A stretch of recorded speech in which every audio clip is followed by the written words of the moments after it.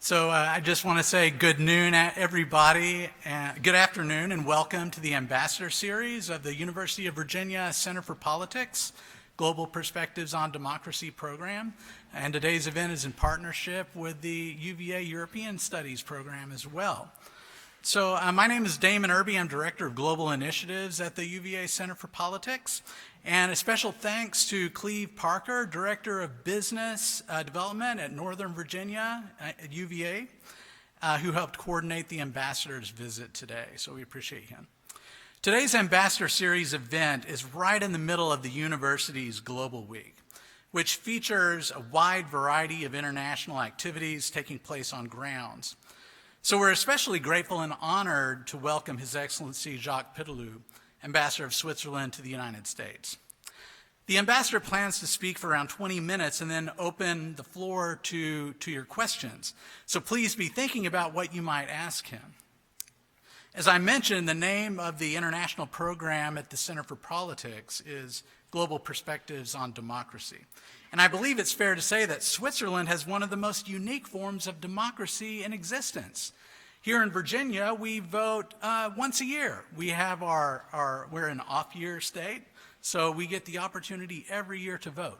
Well, it's my understanding that in Switzerland, they don't just get one time per year to vote. They have the opportunity about at least four times a year to vote.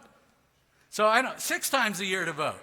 So I don't know about you all, but I kind of suspect that if we had that many times to vote per year in the United States, we would probably not have the best voter turnout. I don't think so. So congratulations to you all on that involvement in your system.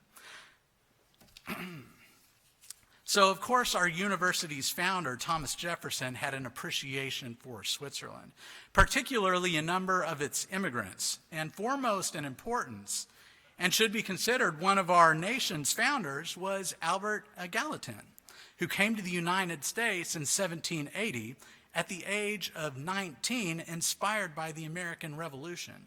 He became a citizen in 1785 and shortly thereafter was elected to a series of political offices, including U.S. House of Representatives. He also was following President Jefferson's election to president. He was nominated to be the Secretary of the Treasury.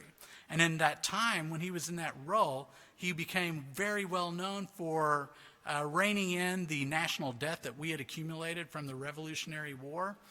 And on top of that, so he reduced our debt by 50%. Imagine that, one Secretary of the Treasury reducing our national debt by 50%.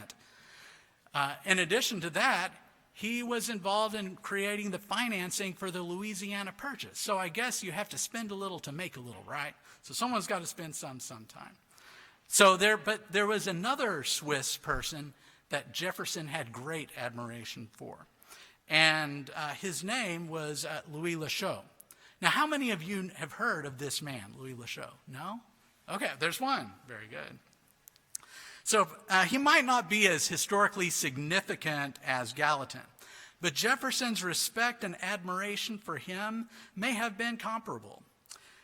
His search for a person with his skills lasted 4 years. Ending in 1817, when Lachaud finally made his move to Charlottesville. Jefferson had finally found a highly skilled watchmaker. So in one of his letters, Jefferson wrote to a friend, "We have had the good fortune to get a Swiss from Neuchâtel, inferior to no watchmaker I have ever known. Sober, industrious, moderate, he completely knocks down the opposition." Wow, that's high compliments for a watchmaker. Brought up among the mountains of Switzerland, he is delighted with ours. So their relationship was ultimately so enduring that Lachaud was laid to rest in Jefferson's family cemetery. So clearly Jefferson could foretell the value of a good Swiss watch, but he could also foretell the timelessness of the relationship between our two countries. Today we have the distinct pleasure to continue the relationship between Charlottesville and Switzerland by welcoming His Excellency Dr. Jacques Pitelou to our grounds. Ambassador Pitteloo presented his credentials as ambassador to the United States in September of 2019, and he previously served as the Director General of Switzerland's Federal Department of Foreign Affairs, ambassador to Kenya, Uganda, Rwanda, Burundi, and Seychelles. And after having been a witness of the Rwandan genocide in 1994, Dr. Pitteloo created an organization dedicated to the task of hunting down and bringing to justice the perpetrators, and managed to have several of them prosecuted. He served as the first intelligence coordinator for the Swiss government, personal advisor to 2 defense ministers, director of arms control, disarmament, security policy, and intelligence in the Ministry of Foreign Affairs, and numerous other roles in that ministry. Ladies and gentlemen, please join me in welcome His Excellency Jacques Pitteloo, Ambassador of Switzerland to the United States.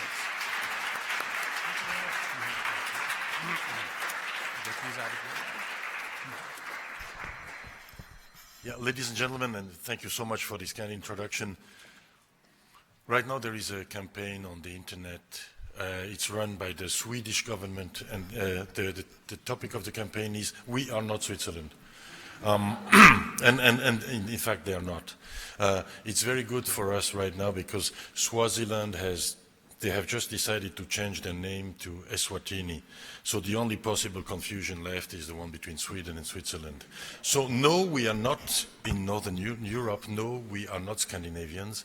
We are in the very center, in the very heart of Europe. Though we do indeed love the Swedes. So that shouldn't be of course, seen as a critic. Switzerland is a very strange animal.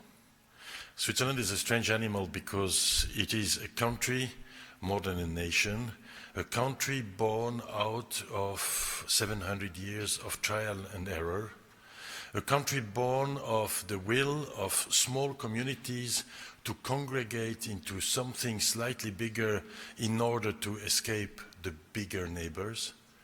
So French-speaking, Italian-speaking, German-speaking communities that didn't want to be part either of Germany, France, or Italy, or the Austrian Empire, and who decided to congregate in a country called Switzerland, but for a country that for a very long time was a very loose alliance of little groups that actually limited their cooperation to defense cooperation in case they would be attacked by anyone, but it didn't go further.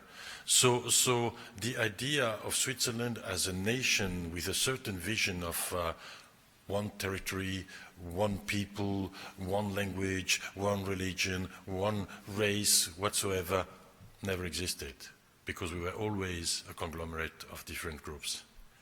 I come from the last canton, one of the last to join the Swiss Confederation, and we were forced into it by the Vienna Congress, though we're quite happy to be part of Switzerland in the meantime. So I come from a region that's in the south, west of Switzerland at the French-Italian border. It's French-speaking, staunchly Catholic, and mountainous. The next canton is flat and is Protestant and is also French-speaking. You cross the Alps, on the other side it's German-speaker, but there are also mountaineers, but there are Protestants, and so on and so on and so on. Which makes for something really, really, really special about Switzerland. Switzerland is a country of minorities. There are no majorities. If you look at a map of my country and you see that 65% of the population speaks German, well, at least they think they speak German because it's Swiss German. Okay, so you will think, okay, there is a majority here. The German speakers are the majority, but it's only one of the different groups, because amongst these German speakers, you will have mountain people, you will have city people, you will have Protestants, you will have Catholics, so that all the time and for the duration of Swiss history, the alliances were always shifting. So sometimes it would be cities against the mountains, sometimes it would be religious, sometimes it would be the French speakers against the German speakers, and so on. So how do you survive in such a system? How do you survive in a country that doesn't have a 51% majority on anything? Well, by creating a political system that caters systematically to minorities by creating a political system that integrates the main forces of society into government and makes sure that, you know, whatever you're talking about, you will have to contend with the different interests of the different parts of the country. It makes for what is probably the most, no, not most probably, no, what is definitely the most boring political system in the world, because every political discussion ends with this thing called, you know, facts. You know, we speak about facts, we speak about solutions. It's non-ideological because ideology has no place when you have to accommodate everyone. So our political discussions are usually extremely boring, but the result is not too bad. The result is not too bad. If you consider that a country the size of, well, sorry, you know, the rest, for those of you, the rest of the world uses the metric system. So it's 41,000 square kilometers. I don't think how many, but it's more or less the size of Virginia, out of which, by the way, 2/3 are uninhabitable because there are too high mountains. We don't call mountains the kind of hills that I see there. No, we call mountains, you know, the real mountains. Anyway, so a country of not even 9 million people. We have a very, very, very powerful economy. It's so basically we are in the top 20, 22, 21, 22, depending on how you look at it. And mind you, it's not because of the banks, because the banks are 6% of our GDP. So the image of Switzerland just surviving on bank chocolates and watches. We do have banks, we do produce the best watches in the world. We do produce chocolate too, though the Belgians have very good chocolate too, but don't tell anyone. But the vast majority of our economy is services, other than banks, and SMEs and high technology. And how was it possible, again, how was it possible? There was a key moment in Swiss history, and this key moment was 1847. In 1847, all over Europe, you have liberal revolutions taking place. And liberal in the sense of European liberal, so I don't want to enter into some sort of intra-American fight. Liberal European, meaning we believe in entrepreneurship, we want people to be free to do what they want, to have their own ideas, to develop their own... And all over Europe, the liberal revolutions are crushed by the powers, with one exception, Switzerland.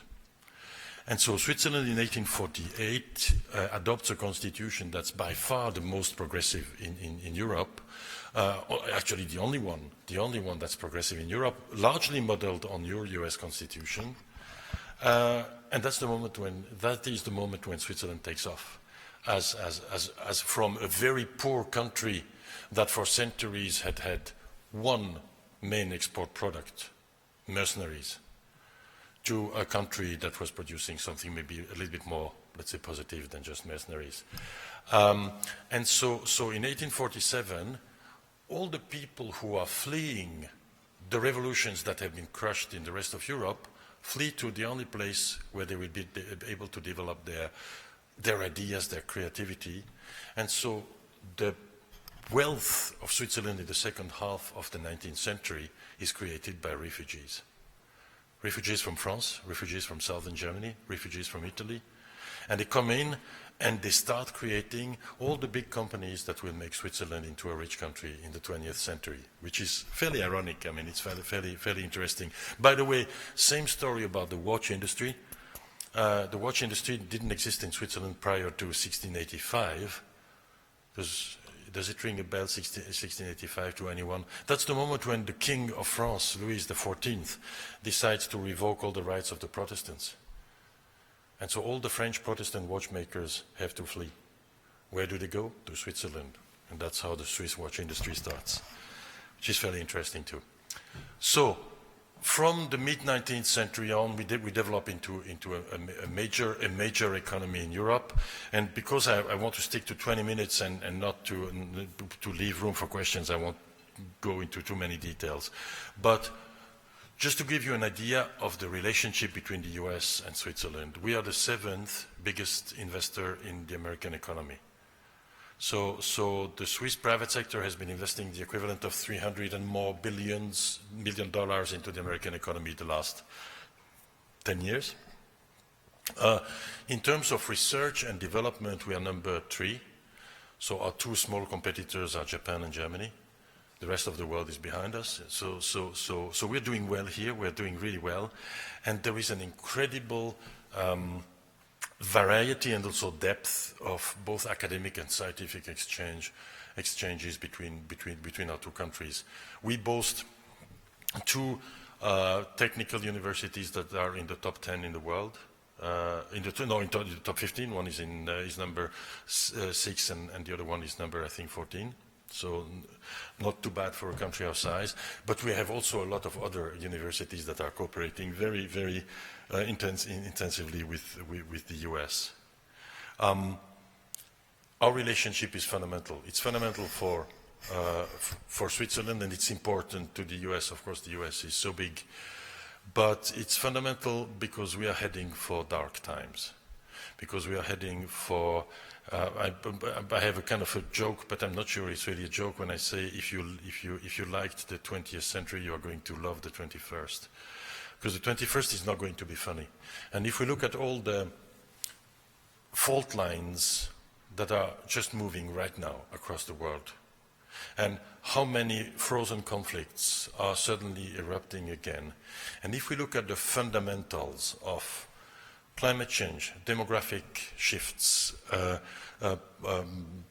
ideologies surfacing again and raising their ugly heads when we thought they would be gone forever, the use of military force, it's going to be a difficult century. And in this difficult century, countries that stick to a certain number of fundamental values will have to stick together.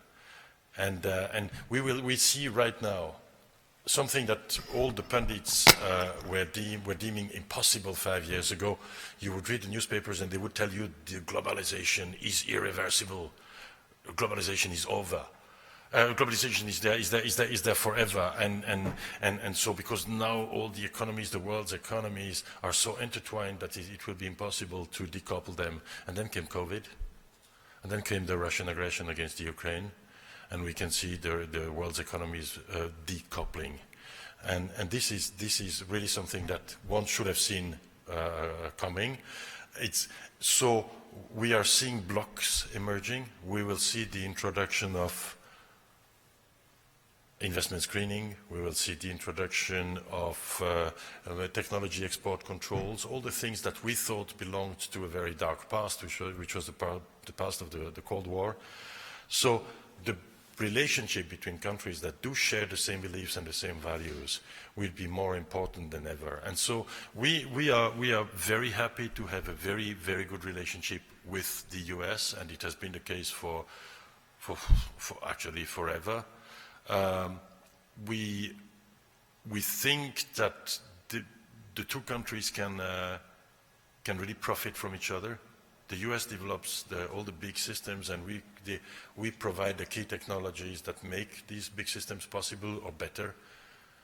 It's like the idea of the Mars rover was an American idea, but all the micro engines on the Mars rover and the helicopter were Swiss. But the idea was yours, and you brought them to Mars, so that's okay. But it's a very good example of how the 2 economies are cooperating. Before I conclude, I would like to, because every time I'm speaking to students, I would like to tell you, I'm a diplomat. I have the best job in the world. The best job in the world is to be paid your whole life to learn. It's to be paid your whole life to travel and to see other people and try and understand them, learn new languages, learn new cultures, understand other human beings. You are students, you have the unique opportunity right now to, well, maybe not to be paid for something, but at least to learn. And so if you get the opportunity to travel, if you get the opportunity to go for a semester abroad, if you can live abroad and learn a foreign language, I know in the US it's a little bit less popular than it would be in Europe, do it. Because what we do and what clouds our judgment whenever we are trying to understand what's happening in other parts of the planet is our incapacity to shed our national and ideological educational lens. You know, it's like the Swiss guy going to France, and instead of looking at what's working well in France and what do the French do better than, oh, the train is late. Okay, the train is late, it's not Switzerland. Okay, but maybe there are some things that the French do much better, like soft cheese. Okay, so no, but try and shed your American or your ideological, your educational lens whenever you're going abroad. Try to see the beauty of what's out there. Try to understand why people out there do things differently, and it's really an incredible opportunity to broaden your mind and to broaden your knowledge. So, but I would stop here because I was told 20 minutes and it's 22 minutes, and by Swiss standards I should already be dismissed of my job because I'm 2 minutes late. So I would stop here and open the floor for questions. Thank you.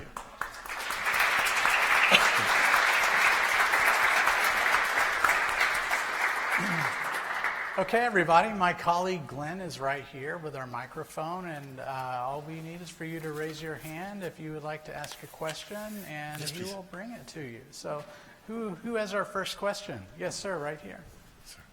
If you could also wait for the microphone for our viewers at home. Thank you. I understand that. I think it's on now. Okay. I understand that Switzerland is not a member of the EU. Yeah. And are you a member, is Switzerland a member of NATO?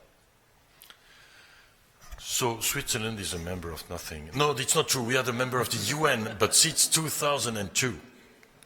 So it took us a very long time to join the UN because we wanted just to be sure that the thing was working more or less properly. It took us 50 years. No, we have been neutral now for quite a long time. And the reason why Switzerland is neutral might be surprising to many. In the 13th, 14th century, Switzerland was the biggest military power in Europe. Why? Because we had nothing to do but to train our boys to be killers, because there was nothing. Switzerland was awfully poor, and so we had this militias that evolved into a real professional army, and we had one of the biggest armies in Europe. So we started attacking everything left and right. Southern Germany, Northern Italy, Western France, to the point where the big powers were describing the Swiss as the scourge of Europe. We were the Al-Qaeda, of Europe, frankly, or the ISIS of Europe in the 14th century. And then, with the formation of the big nation states like France were able to develop armaments and to pay for armaments that would make our infantry let's say redundant, and after a big battle in northern Italy called Marignano in 1515, the Swiss understood that, the time of military expansion was over. So we switched from being the ISIS of Europe to being the Wagner Group of Europe, and we started exporting mercenaries for a very long time. But we were neutral because we knew that we had we would never be powerful enough to play a role in the concert of nations in Europe. And then this Switzerland, that had grown used to be neutral, slowly realized that it was also advantageous to be neutral, because we did not want to meddle into other people's conflicts, and it probably saved us, especially in the First World War. In the Second World War, probably what saved us was that Belgium was flat and Switzerland wasn't, so when the Nazis had to make the decision where to go through, they went through Belgium. They didn't hesitate to violate the neutrality of Belgium, so they would have violated ours too. But we were not flat and the Belgians were. So that's one thing.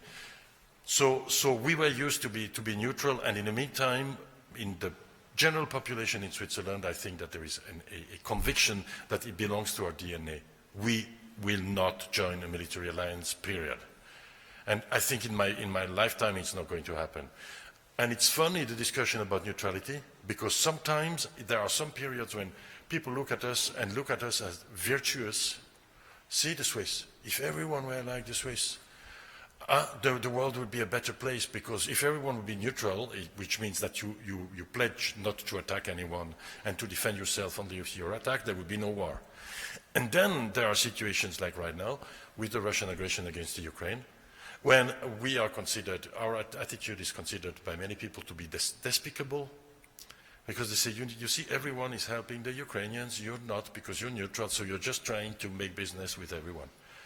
So it's not always a comfortable situation to be neutral. As of the European Union is a fascinating project because it was born out of the conviction in continental Europe that the main priority should be to stop the German-Franco war ever to happen again.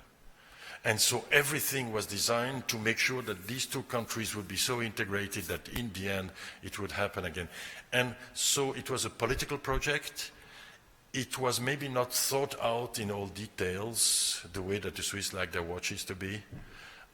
So maybe in terms of maybe moving too far or moving too quickly towards a unified currency, for instance, quite a couple of things that we are not terribly happy with, or the structures, the political structures of the European Union, which are not terribly, or not as democratic as we would like them to be.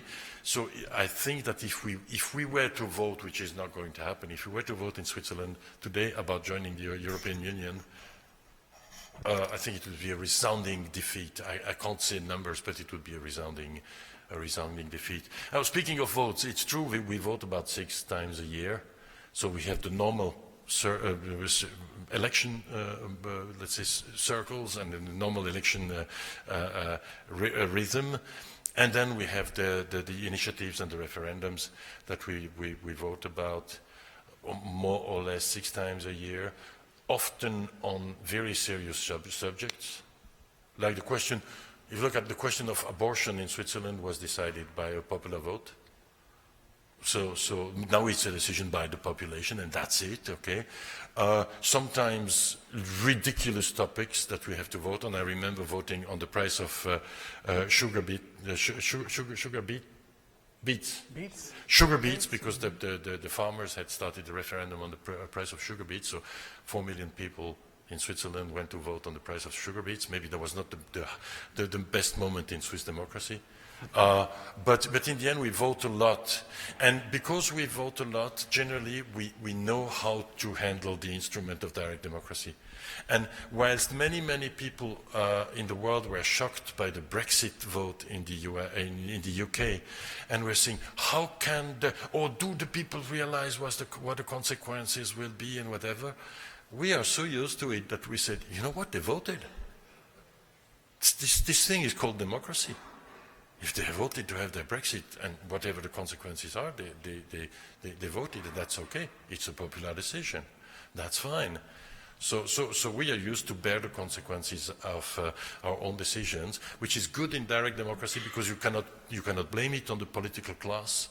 You cannot blame it on the fake or the other media or whatever. You cannot blame it on anyone, on anything. You have voted. The people decided, and like direct democracy, it's fun. But depending on which country, if you would take the Swiss political model and try to apply it to other countries with a different political culture, it would be probably result in a civil war within 2 weeks. I don't want to export the Swiss political model. Definitely. Thank you. Yusra? Hi, Mr. Ambassador. Thank you so much for coming. Switzerland is home to numerous international organizations and plays a significant role in diplomacy and humanitarian work. Can you provide insights into Switzerland's efforts to promote peace and security, especially in regions experiencing conflict? How long do we have? No, I mean, of course, we have, of course, been trying, also because we do not provide, like the US does, military security to other countries or stability by the sheer absence, our absence out there. We are trying to be very active in both the peace building and then and broadly in the development sector and the stability sector. So in the peace building activities, I think there isn't a conflict in the world where we haven't at least tried to do something. Mostly we are unsuccessful because that's the way things are. And then there are a few resounding successes. like back then in southern Sudan, the Juba mountains agreements that ended a civil war that had been going on for 30 years. Then in Colombia, where we have been involved for a very, very, very long time in fostering the dialogue. Then there are all the conflicts that we never managed to help get rid of, or which are too big for us because there are too many, let's say, main forces at the. So we are trying to be active in mediation. We are trying to be active in peace building. We are also trying to be active in post-conflict. And post-conflict is something that I think we do pretty well because we have a long experience of helping countries deal with the aftermath of war, and more specifically with the aftermath of civil war, because it's much more difficult to deal with the aftermath of civil war than it is with international conflict. And we have developed a serious expertise in that field. And then, for the rest, I think we are like the rest of the world. We try hard. We do development aid. We are present mainly in sub-Saharan Africa now. We have now focused on sub-Saharan Africa. For a while, we were more or less all over the world. Now we are really focusing on sub-Saharan Africa. With all the classical instruments of international aid. So we are devoting a decent part of our GDP to aid. We are not top league. We are in the first tier. We could maybe do a little bit more. It depends, The foreign affairs always want more money for these operations, but there are other ministries. And then there is the very specific thing that we do with and for the United States of America, which is that since 1980, we have been the protecting power of the United States of America in the Islamic Republic of Iran, meaning that because there is no diplomatic relationship between the two countries, we are the intermediary. So basically, the messages between the two countries go through Switzerland. And we are protecting the American citizens the best we can in Iran. So we are the consular power that does protect, register, and take care of American citizens in Iran, which has made for, I think, each and every Swiss ambassador to the US has had these incredible moments when we were bringing we were helping bringing US citizen home after years in Nevin prison. And those, believe me, are the best moments in the diplomatic area, definitely. Thank you. So, yes, I have a question.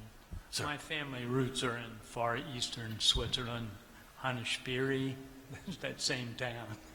But my question was, you were famous for your banking system and so forth, but a few years back there was some real turmoil with the Swiss banking system. Has that all been reconciled and straightened out or reorganized?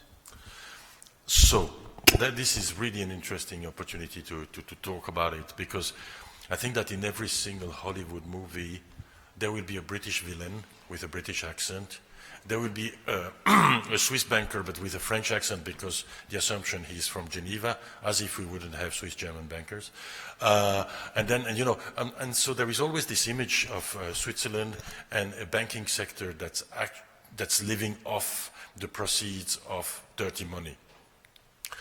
The fact is that there was a time when the laws in Switzerland were too lax for my comfort, and quite a few other people.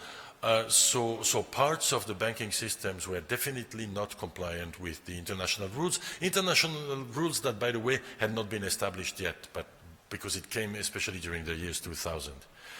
Nowadays, by the standards of the FATF, so the Financial Action Task Force, that is, let's say, the guardian of the Graal of good financial behavior, Switzerland is ranked better than the United States of America. So it seems like we behave. No, we seriously do behave. A banking sector the size of ours doesn't need the dirty money to survive. So if you have, by the way, any dirty money to hide somewhere,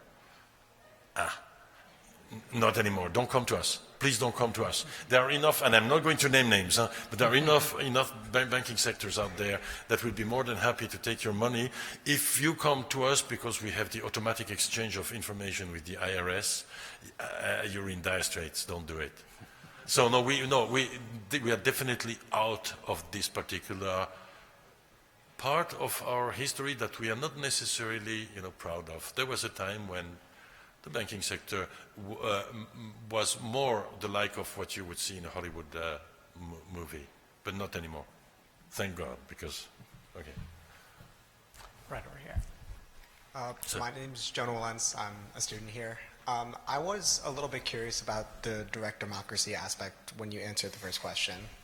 I'm a proud voter here. I'm actually wearing a shirt that says I voted on campus, which is a really cool thing to do. In a completely theoretical world, if the United States just flipped to direct democracy like this, and they could vote on controversial topics like abortion or like minimum wage or other things like that, how do you think the United States would fare? Would they be drastically different from Switzerland? Is that a population thing, education thing? I think every political system is the result of hundreds of years of history. And it's extremely dangerous, and that has been tried, by the way, in the post-colonial period, to import European constitutions to African countries or whatever.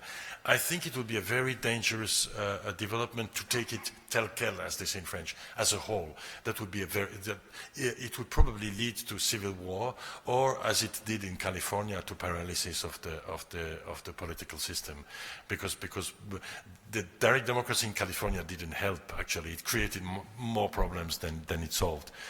But on some fundamental decisions that are really something that should have the legitimacy of having been decided by the people, I think that there is no better way than a referendum. So basically on basic societal questions like abortion, like gay marriage, like, the rights of minorities, like I would vote. These are the kind of things I would vote on. I would not introduce a financial or fiscal referendum in the US, because there would be anarchy without, we have the kind of a fiscal referendum, but we've been used to it for a very long time. But on certain fundamental questions, direct democracy is the best. Ask the people. Ask the people what they want, and you'll get an answer, provided they go and vote, which is also a problem of participation. And by the way, it was nice to congratulate us on our participation, but it was not terribly accurate, because maybe people are growing a little bit tired. We have a participation now in national elections on average of 49% of the voting population. That's not great. But 6 times per year? Yeah, 6 times Well, a year. that's Yeah. not bad. No, That's- okay, that's 6 not times bad. a year. That's Yeah, not bad. yeah. But still, I'd rather have 70%, and because I've made it and I was educated in the. Yeah, this is a votation weekend, and you go and vote, and there is now we can vote per mail.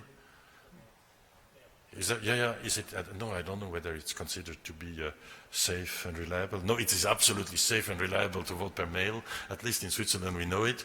And no, but to us it's a civic duty to vote. Because democracy can only function and be representative if people really vote. Otherwise it's a minority, and And as we see in certain countries, when your main political parties are run by minorities, it's not terribly helpful. Who has a mic right there? Go ahead. Good afternoon. My name is Abdullah Yusufzai. I guess my first question is your title, His Excellency. That's really cool. How did you get that? It's cool. And then I usually look behind me because I'm still not used to it. Yeah. you said you lived through the Rwandan genocide. There are a lot of mistakes that the UN made, the United States made. What do you think we could have done better, or the West could have done better, or the UN could have done better? The list of what we could have done better is almost infinite. The first thing would have been not to invade Africa in the 19th century, but you know, this was a different period. People thought differently. I don't want to fall into presentism, because we are finally dwarves on the shoulders of giants, and so we are judging actions of people in the 19th century by the standards of the 21st century. That's a very easy thing to do, especially from the safety of a well-endowed university, so I'm not going to do that. But we should have seen it coming. We should have prevented it. The international community could see how the tensions were building up. We should have kept the blue helmets there, and we should have used them when the genocide started. And the US should have intervened. The US, and you know, once again, you know, this is one thing. And that's, sorry for you Americans, but that's your problem.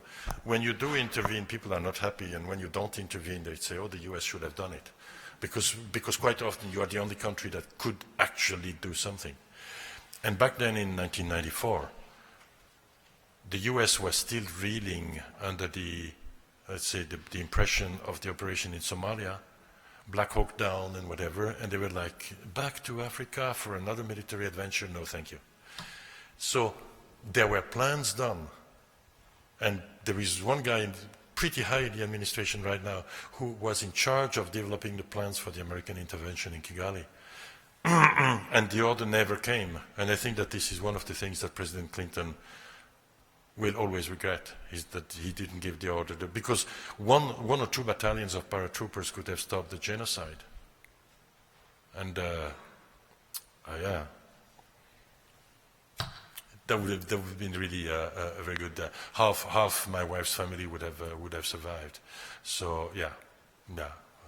We did a lot of mistakes on this one, but it's always easy to blame it on the individual actors. It was a correlation of many elements, historical and others, and the end of the Cold War, and certainly the Western countries that had been supporting our bastards against their bastards, so accepting that countries would be run like totalitarian states, and suddenly telling them in 1992, by the way, now you have to introduce this thing called democracy because we don't need you anymore.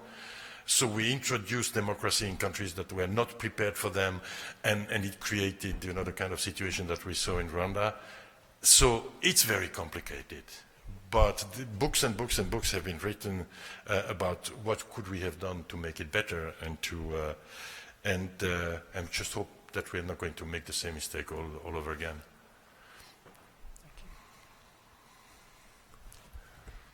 Hi, my name is Margaret Barbarian, and I'm a second-year student here.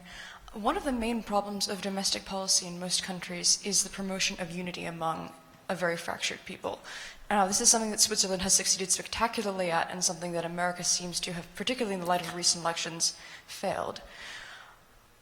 Could you offer perhaps some insights into whether you believe that a country our size can be truly unified, or if you think that there are some overarching precepts that could possibly help our current situation? I definitely can't offer any recipe, because, as I said, Switzerland is so unified because it has no choice but to. Because you always need to deal with another minority to try and build a majority with whatever topic you're dealing with. So that is something that's alien to this country. But I can give you a ray of hope. This country went so many times through the phase of stupid, dangerous, and deadly polarization like we witness it today. And at some point, the adults came back into the room. Shall we speak about the know-nothings? Shall we speak about the McCarthyism? Shall we speak about President John Adams writing in 1815 that the level of polarization in the US had reached a point where this country was about to explode because no one wants to listen to the guy from the other political side? So it's probably in the DNA of this nation to have these bouts of extremism when you start not only not listening to the other half of the nation but hating them. It once led to a civil war. I'm confident this time it won't. But you know, at some points the adults come back into the room and start acknowledging that the other side, even if they have different ideas on guns, abortion, whatever rights, are also Americans. They are also humans. And it's, it makes sense to try and find a middle ground and a middle way, being a little bit more Swiss. And when I say be a little bit more Swiss, that's not because we are morally superior. That's because we have no choice but always to look for compromise. So make your politics a little bit more boring. That's my recipe. I love boring politicians. Next. Speaking of adults in the room, it's good to see you again, Mr. Good to see you again, Ambassador. sir.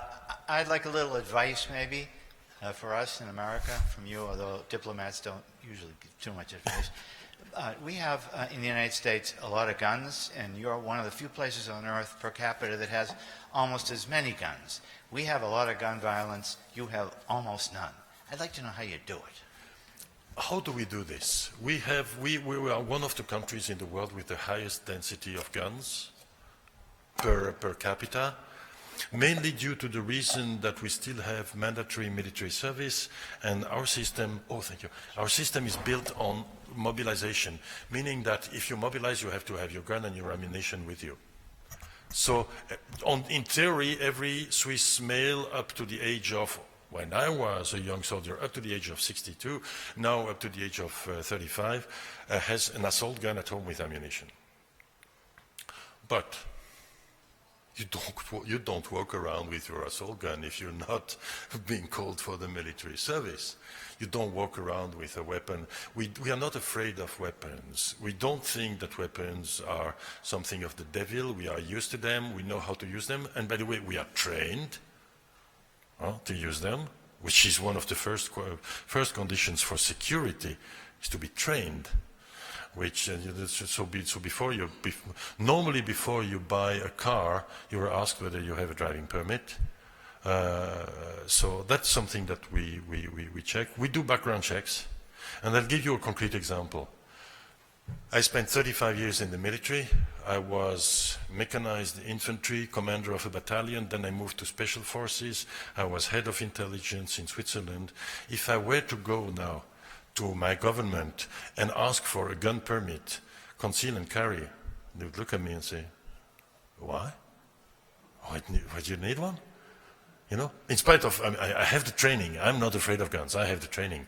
But it's not about being against guns.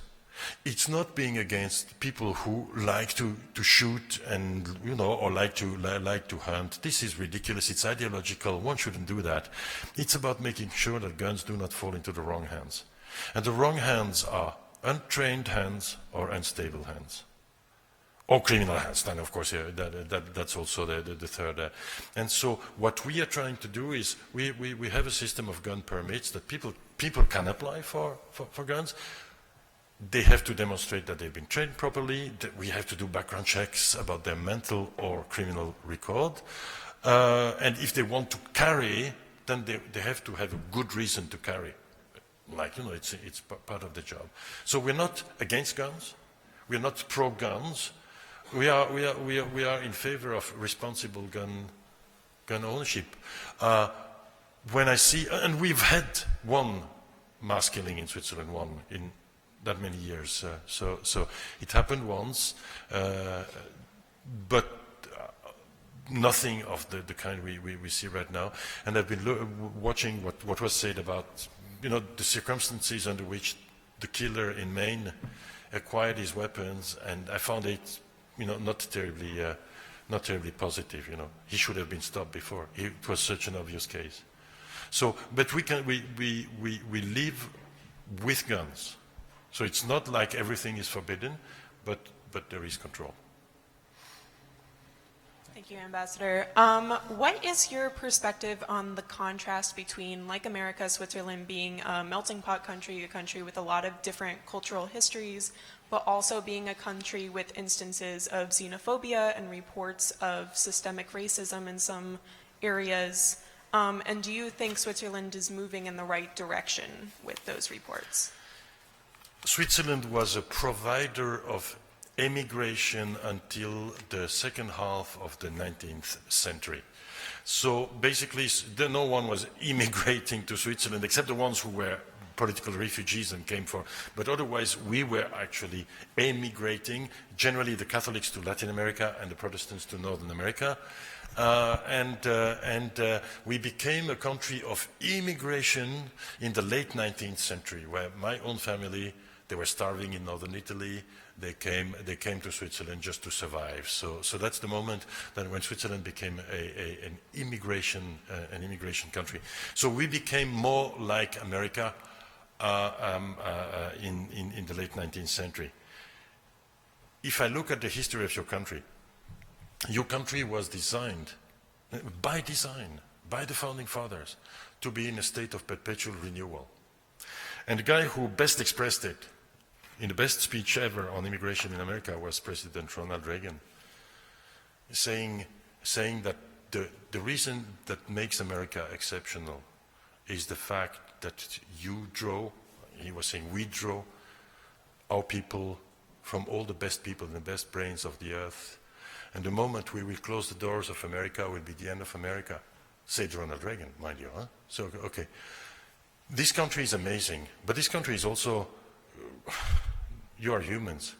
And xenophobia is the most natural reaction of humans. It's built in because we are herd animals, and biology still has, after 20,000 years, quite an influence on our behavior. So every time there is a new wave of immigrants coming, and we have the same in Switzerland, when the Italians came, and then the Spaniards came, and then the Serbians came, and then the Sri Lankans came, and every time it was the same reaction, oh my God, these guys are going to destroy Switzerland, Switzerland is never going to be the same again, and it's horrible, and they even cook with olive oil, imagine, all these things. And then you integrate the next generation. And in the US, it's exactly the same. Look at how many violent reactions you had in this country against each new wave of immigration. And it's normal because it's human. But the country always managed to integrate. Is there in the system some systemic racism left? Yes, definitely, it's a fact. We do have some too.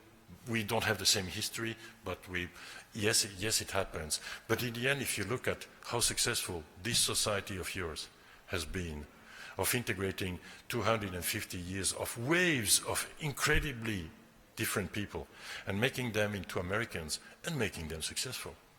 I know that because you have this Puritan history, you feel so good about feeling bad, and you like to flog yourself about how terrible a country you are. But frankly, if you look at it, and especially if you go beyond the very provincial navel gazing of everything revolves around U.S. history, and you go and look out there, what kind of societies there are, and how much worse they are than this one. It's good to always work to make the society better, and at the same time it's useful sometimes to have a gaze out of the window and to realize that this is not the worst country in history. But you have of course the problems that every immigration country has. Every country built on immigration, and we have been one only for a little bit more than a century. You have been one forever. So these problems are always there. I was really curious and interested with what you said about the 21st century being a lot like the 20th. I was hoping you could elaborate a little bit more on that and maybe talk about what the U.S. should do similar to Switzerland in order to, tread cautiously and avoid conflict. Mr. This will be our final question. This will be our final question. No, but it's a very, very difficult question, because how do you tell, coming from a country that has a certain attitude and does not take responsibility beyond, trying to do the right thing and creating jobs and helping where they can and whatever, and you're speaking to a country that, because of its sheer size and power, has to take the kind of responsibility that you can't. It looks like, okay, come and save us once again, like you did already a few times. But the reality is that the 21st century will need a strong, united America that's going to fight for freedom. I'm not necessarily saying fighting in military field, but we need a strong America, Because right now, the ugly head of totalitarianism is coming up again all over the planet, and the US, warts and all, with all the shortcomings of this society, still remains the best hope of the free world for the next century. But of course it's easy for someone who is not going to take responsibility, because we're Swiss, we are small and we're neutral, and we say, but of course we count on America to be there. The day America decides to go really isolationist, and the temptation was here so many times, and if you've ever heard of Charles Lindbergh, and his political movement in the 30s in the US, it was exactly what you hear sometimes here, again, you know, like, hey, you know what, the rest of the planet is none of our problem. But in fact it is, because you are so intertwined with the rest of the planet that you have more responsibility than a small state of 9 million. It would be a disaster if the US would go isolationist. It would be a disaster for the rest of the world. It would be a disaster for freedom. It would be a disaster for all the people who are desperately trying to fight for freedom in parts of the world that are less lucky than ours. So I'm afraid being big and powerful entails quite a lot of responsibilities. Mr. Ambassador, Thank you, sir. we thank you so much for joining us today. And not only have we learned a little about Switzerland, but I think you've taught a little bit about ourselves too. So we're most grateful, and thank you so much for joining us. Thank you for having me. Thank you.